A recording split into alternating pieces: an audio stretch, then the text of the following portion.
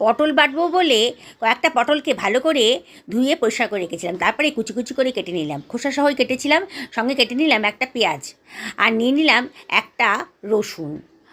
এবার তেলটা গরম হয়ে গেলে রসুনের কোয়াগুলো দিয়ে দিয়েছিলাম, তারপর দিয়ে দিয়েছিলাম পেঁয়াজ কুচি আর কেটে রাখা পটলের টুকরোগুলোকে, দিয়ে দিলাম কাঁচা লঙ্কা আর দিয়ে দিলাম খানিকটা কালো জিরে।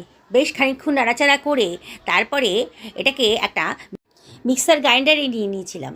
ঠান্ডা হয়ে গেলে একটা স্মুথ পেস্ট বানিয়ে নিয়েছিলাম। একবারে হবে না, 2-3 বারে করতে হয়েছিল।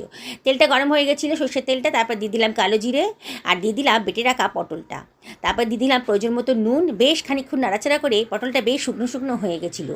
এবার কড়াই থেকে একটা থালাতে নামিয়ে নিয়ে রেখেছিলাম। পটল বাটা কিন্তু রেডি হয়ে গেছে। এইবার কাঁচা লঙ্কা দিয়ে দিয়েছিলাম আর দিয়ে দিয়েছিলাম খানিকটা সর্ষের তেল। ওরা গরম ভাতের সাথে পটল বাটা খেয়ে দেখো কেমন লাগে।